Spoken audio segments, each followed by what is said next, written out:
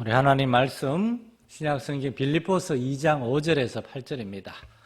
2장 5절에서 8절까지 우리 한 목소리로 같이 한번 읽어보겠습니다. 시작. 너희 안에 이 마음을 품으라. 곧 그리스도 예수의 마음이니 그는 근본 하나님의 본체시나 하나님과 동등됨을 취할 것으로 여기지 아니하시고 오히려 자기를 비워 종의 형체를 가지사 사람들과 같이 되셨고 사람의 모양으로 나타나사 자기를 낮추시고 죽기까지 복종하셨으니 곧 십자가에 죽으심이라. 아멘. 여러분, 앞으로 그 헌금은 저기 미리 헌금함에 들어올 때 거기 넣어주시면 되겠습니다. 오늘 성경교리에 대해서, 성경교리가 다루는 주제가 12가지 정도 된다 그랬어요. 그 중에 우리가 하나씩 살펴보는데 오늘은 성자 하나님에 대해서 볼 겁니다. 성자 하나님, 당연히 성부, 성자, 성자 하나님에서 이제 성자 하나님이라는 말이 나오죠. 그 정확한 뜻이 무엇일까? 성자라는 말은 성은 거룩할 성이고 자는 아들 자자죠. 거룩하신 분의 아들, 하나님의 아들이 있다는 거예요. 성경에 보니까 하나님의 아들에 대한 이야기가 나오니까. 근데 하나님의 아들은 그냥 하나님이 아니고 사람이 되신 하나님입니다. 이게 특별해요. 이게 기독교가 다른 수많은 종교다르고 다른 겁니다. 여러분, 아바타라는 영화 아시죠? 아바타라는 말이 원래 힌두교, 인도 사람들의 말인데 아바타라는 말은 신의 현현. 그런데 이거는 신이 잠깐 사람의 모양으로 나타나는 거예요. 옛날 그리스, 자, 집중하세요. 딴짓 좀 하지 말고. 자, 10분밖에 안 되니까. 그리스 신화에 보면은 제우스나 이런 신들이 사람의 모양으로 잠깐 나타나서 뭐 인간 여자를 통해서 아기를 낳고 막 그런 나쁜 짓 하잖아요. 그런 거는 신이 사람으로 변장해서 잠깐 나타난 거지. 그거는 사람이 된 건 아니에요. 그건 변장이지. 아바타는 변장일 뿐이에요. 근데 기독교는 성육신, 하나님이 사람이 됐다는 겁니다. 아까 우리가 읽은 거. 그는 하나님의 본체시나 7절에 보면 사람들과 같이 되셨고 사람의 모양으로 나타나셨다. 사람이 되어서 오셨다는 겁니다. 그런데 또한 이분은 사람이 되기 전에는 거룩하신 하나님이셨어요. 태초에 하나님이 말씀이 계시니라 이 말씀이 하나님과 함께 계셨고 그리고 그 뒤에 보면 이 말씀이 육신이 되어 우리에게 오셨는데 이분이 곧 그리스도 예수라고 그럽니다. 그래서 여기에는 성자는 사람의 모양도 있지만 또한 하나님의 성품도 있어요. 이렇게 하나님과 사람 사이를 연결해 주는 게 성자입니다. 그렇다면은 우리는 이제 성자는 사람이 된 하나님이구나 그걸 알 수 있어요. 그런데 도대체 사람이 된 하나님은 그분이 누군가? 왜냐하면 이단들은 전부 다 자기가 하나님이라고 그게 자기가 하나님이라고. 자, 도대체 사람이 된 하나님 그분이 누구신가? 자, 여기를 보세요. 여기를. 딴짓 좀 하지 말고. 자, 그분이 누구신가? 성경은 나사렛 주 예수 그리스도라고 얘기합니다. 요한복음 4장 20절에 26절에 보면 예수님이 직접 내가 말하는 거니라. 예수님이 내가 바로 그리스도라고 얘기를 하세요. 그리고 마태복음 16장에 보면 예수님의 제자들이 예수님하고 몇 년간 있으면서 보니까 이분이 바로 사람이 되신 하나님의 아들이구나. 그리고 사도행전 11장에 다른 이 예수는이라고 분명히 이름을 얘기합니다. 그러면서 다른 이로서는 우리에게 구원받을 만한 이름을 우리에게 주신 일이 없다. 뭐 이단에 뭐 신천지나 뭐 통일교나 여러 이단들, 외국에도 이단이 많습니다. 이단들 전부 다 자기들이 새로운 예수라 그래요. 예수는 사람의 이름입니다. 2000년 전에 이 땅에 오신 한 분, 예수. 그래서 성자의 이름은 예수 그리스도. 예수 그리스도는 예수님은 그리스도란 말이잖아요. 예수란 말 뜻은 구원자라는 말입니다. 자기 백성을 죄에서 구원할 자. 그리스도는 메시아, 기름 부음을 받았다는 말입니다. 구약시대에 하나님은 특별한 일을 위해서 사람에게 기름을 부었어요. 예수님은 사람을 구원하는 특별한 일을 위해서 기름 부음을 받고 택함 받고 이 땅에 오셨다는 겁니다.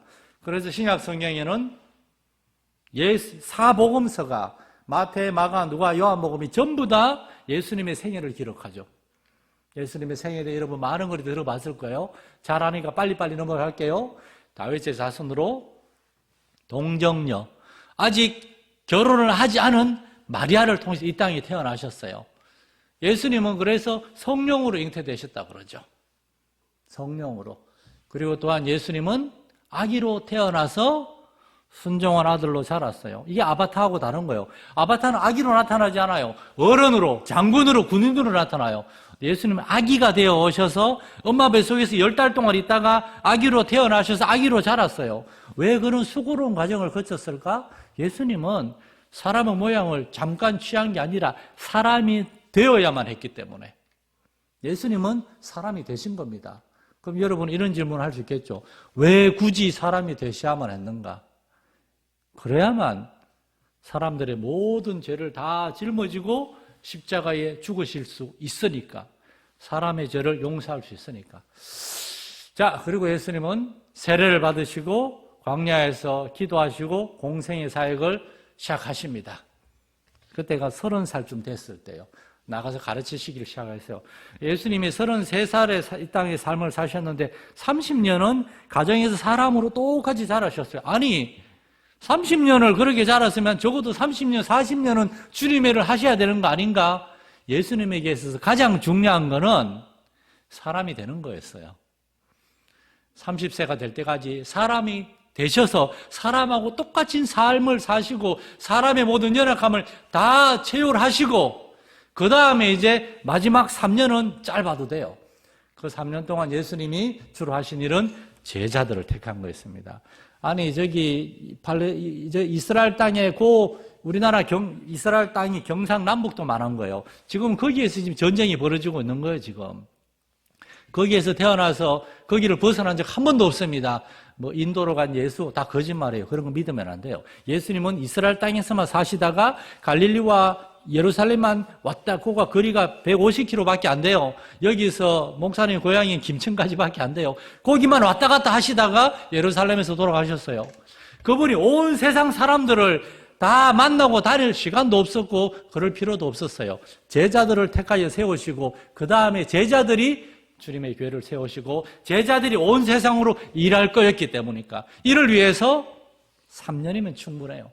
그래서 오늘날 많은 교회들이 이제 제자 훈련 과정을 하잖아요. 보통 3년 정도 과정을 합니다. 예수님에게 있어서 가장 중요한 것은 그리고 예수님은 제자들을 가르치신 것만 아니라 설교하고 가르치고 병 고치고 이스라엘 땅의 사람들을 섬기셨죠. 그것은 제자들에게 이렇게 하는 것이다.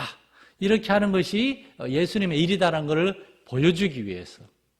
그러고 난 다음에 예수님은 예루살렘에서 고난당하시고 십자가에 못 박혀 죽으셨습니다.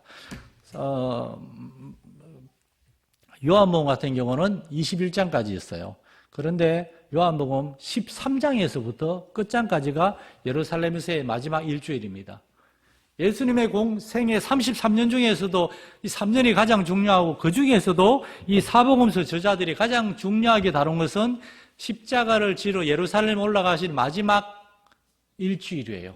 마지막 일주일.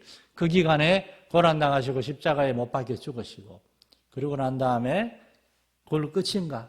그걸로 끝이면 아무것도 아니죠. 예수님은 다시 살아나셨습니다. 부활하셨어요. 성경에 보면 예수님이 분명히 숨졌다. 영어로는 he died, 죽었다라고 되어 있어요. 그리고 예수님 옆에 있던 로마인 백부장이 로마 사람들이 일 대충대충 하지 않습니다. 로마 사람들은 어디 가서 텐트 치는데도 텐트 치는 매뉴얼을 만들 정도로 꼼꼼한 사람들이 예수님이 죽은 것을 환영했어요. 확인했어요. 그리고 빌라도 역시 예수님이 죽었는지 확인하라 그러고 그리고 난 다음에 예수님을 무덤에 묻었어요. 자, 그렇다면 예수님의 부활이 왜 이렇게 중요한가? 예수님의 부활은 초대교회 성도들의 복음의 메시지였어요.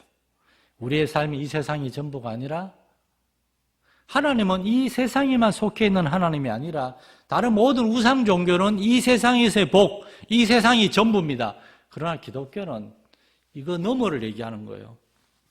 여러분, 만약 우리의 삶이 이 세상뿐이면 우리는 가장 불쌍한 자라 그랬어요. 바울 사도 이렇게 얘기합니다. 죽은 자가 다시 살아나는 것이 없으면 그리스도도 다시 살아나는 것이 없을 터이요. 그리스도가 다시 살아남이 없으면 우리의 믿음도 헛되고 우린 다 망한 거다. 바울 사도는 65세 정도를 사셨습니다. 그 중에 30년 동안 복음을 전하다가 로마의 어디에서 목이 잘려 순교했어요. 만약 우리의 삶이 이 세상뿐이면 얼마나 불쌍한 삶이었습니까? 그러나 그분들은 영원한 삶을 바라봤어요. 여러분, 웃어가 좀 가만히 좀 있어. 왜 이렇게 계속 움직여, 이렇게. 목사님은 그런 게 바로 눈에 들어오기 때문에 자꾸 그러면 집중이 안 돼요. 자, 여러분, 우리는 이 세상뿐만 아니라 나중에 하늘나라 가서도 다 압니다, 여러분. 거기 가서도 압니다, 여러분. 지금부터 거의 40년 전에, 38년 전에 목사님의 사촌 동생이 중학교 3학년의 나이에 양쪽 신장이 급하게 망가져서 한 달 반 만에 세상을 떠났어요. 그때 걔는 이대영이라고 그래요. 이대영. 걔는 중고등부 찬양단을 하고 있었어요. 노래를 너무 잘했어. 교회에서 전부 다 걔는 나중에 커서 목사님이 될 거라 그랬어요. 목사님은 찬양단을 못했어. 노래를 못해서. 근데 정작 목사님이, 내가 목사님이 됐고, 대행 일찍 죽었어요. 근데 그때 목사님이 설교하시면서 그때 고향교 목사님이 그러시더라고요. 하나님 우리 대영이를 너무 사랑해 주셔서 아마 천국에 빨리 데려가셨나 보다고.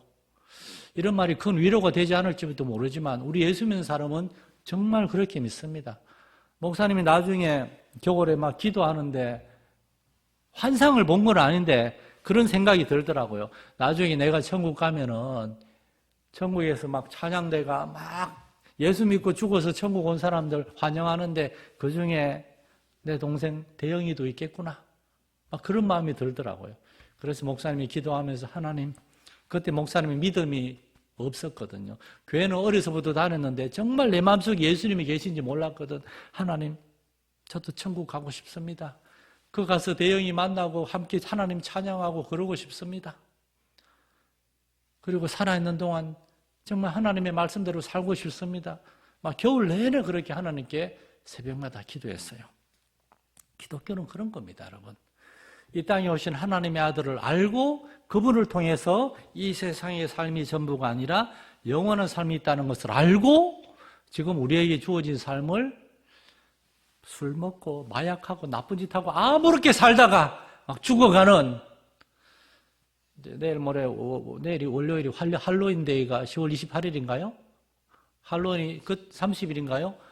몇 년 전에 거기 막 가서 그냥 귀신 죽지 않는데 가서 술 먹고 그러다가 얼마나 많은 불쌍한 아이들이 목숨을 잃었습니까? 여러분, 우리의 삶은 그런 게 아니거든요.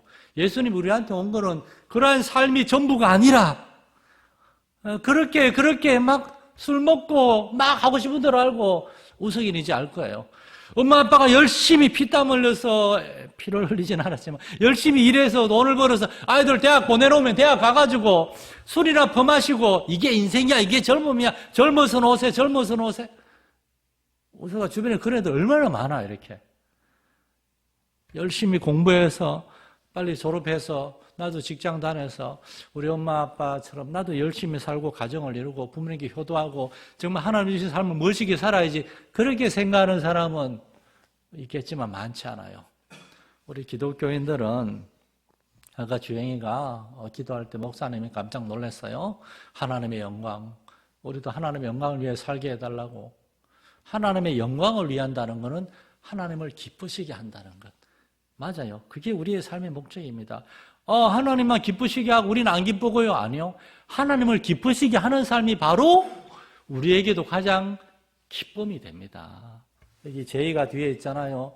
제이 이렇게 막 하는데 제이가 웃으면 엄마 아빠 우리도 기분 좋죠. 제이가 왜 웃겠어요? 기분이 좋으니까. 제이가 기분이 좋으면 엄마 아빠도 기분이 좋아요. 우리가 하나님을 영화롭게 하고 하나님이 기쁘면은 그것이 우리에게도 기쁨이 된다는 겁니다. 그러한 하나님과 친밀한 교제 안에서 살아가는 삶, 이것을 우리에게 주시기 위해서 하나님의 아들이 이 땅에 사람이 되어 오셔야만 했다는 겁니다. 기도하겠습니다.